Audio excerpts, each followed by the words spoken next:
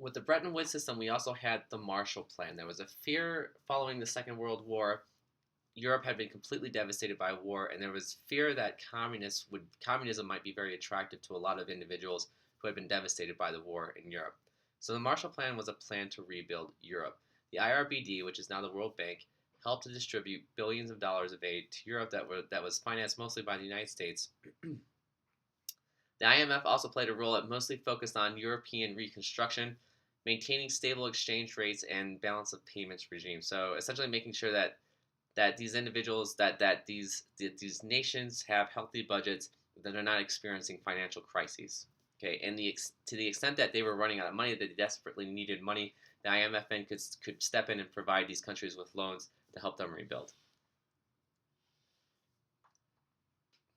Once Europe was rebuilt, the World Bank and IMF sort of shifted their role, and they continue to this day to play substantial roles in supporting the development of less developed countries. Eventually, we see that the European and Japanese economies recovered from the Second World War.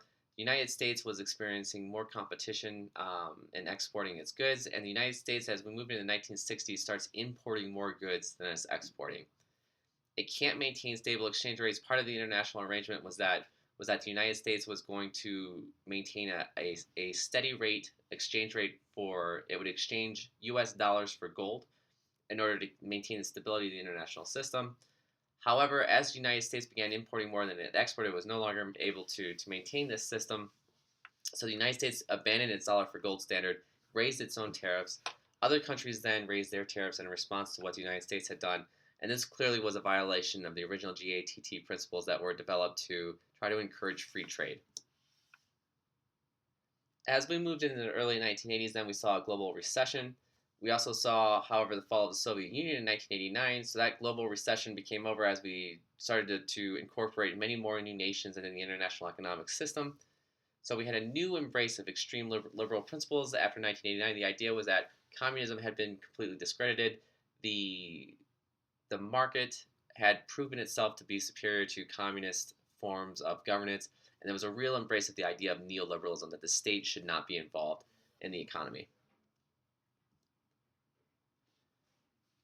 At about the same time, the developing world, the less developed world, started to experience increasing levels of debt, energy costs, and inflation. We get the development of something called the G77, which is the group of 77 countries in the developing world that organized to seek new foreign investment regimes, new terms of trade, new financial arrangements for loans, and more fairness. Essentially, they're trying to develop a development program that is going to be fair, that doesn't seem to advantage the developed countries.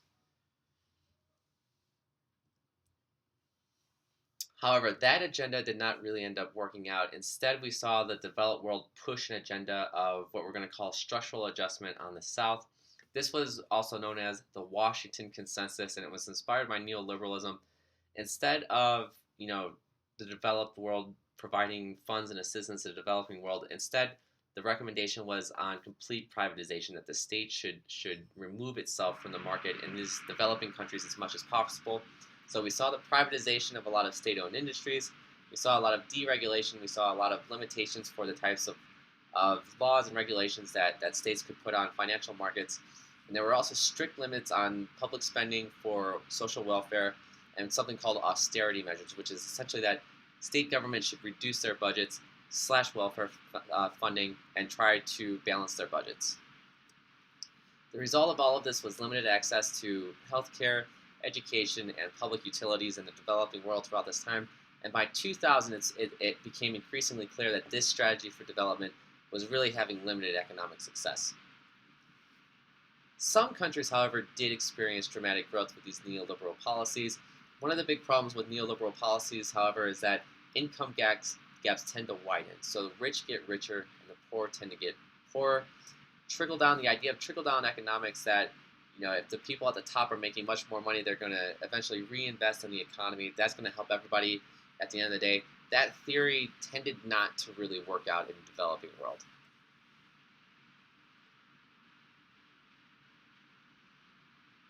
Now we're going to switch gears a little bit and talk about the process of globalization. And globalization is strongly tied to economics. We're talking about the global interdependence of economic activities. Okay, so these are the deepening trends of interconnectedness that transcend strict state boundaries and regulations. So this is essentially forms of trade that are going beyond the nation state and the ability of laws and regulations of the nation state to maintain control of. These challenge the power of the state because the state has lessened ability to tax as individuals can move their financial portfolios to offshore accounts that aren't necessarily taxed. Okay, and when the state can't tax these rich accounts, that minimizes the ability of the state to provide social welfare because there's not as much money to tax to do so. We also have a process called regionalization. This is an increasing number of regional organizations that foster regional economic and security ties. So one of the best known examples of this would be the European Union. We also have ASEAN and Mercosur. But essentially, if we look at an example of the European Union, these are economic relationships among regional state powers that are going to share typically some kind of common market and preferential trade agreements with countries that are essentially their neighbors. Finally, we're going to talk about financial crises in the global system. The global economic system is often subject to severe economic crises. We've seen this with the Great Depression, and we also saw this with the global financial crisis of 2008. With the 2008 financial crisis, prior to that crisis, we were having high growth in the United States. So as a part of that, we had risky financial investments, particularly in housing, because there were insufficient regulations that were governing how investments could be made. Because of the high growth, individuals were looking to try to make money off of the money that other people were making that were being invested, and so they were developing sort of somewhat ridiculous schemes about how to do it. So what we see is a bunch of defaults on mortgages in 2006 to 2008 because essentially people who couldn't really afford the homes they had been given began defaulting on those mortgages and on those homes that they had bought. This led to a chain reaction that led to the collapse of very large and important financial institutions in the United States. Lehman Brothers declared bankruptcy in 2008. Banks got spooked, they stopped lending, and when banks don't lend, people don't have money to borrow to try to invest in creating their own businesses, and so the economy contracted. The result of this, we saw, of course, government bailouts in 2009 of the banking and automobile sectors. This was to a tune of more than $12.2 trillion that the federal government gave in bailouts in this time in 2009. So part of the problem, part of what we see is that prior to 2008, the economy had largely been left to itself. This idea of neoliberalism was prominent in the United States as well.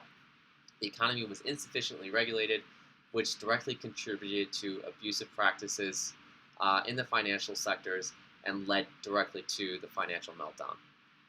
This became a global problem because of interdependence. European economies and other economies around the world are highly linked to the United States economy, and the United States economy also at the same time is highly linked to these other economies as well. So when one region of the world tends to have a serious financial crisis, that tends to spread to other regions of the world as well. So these economic crises also hit Europe, the global south, and Asia. So that's going to do it for this lesson. Do be sure to submit any questions that you have over the lesson, and be sure to take the quiz as well. Thanks.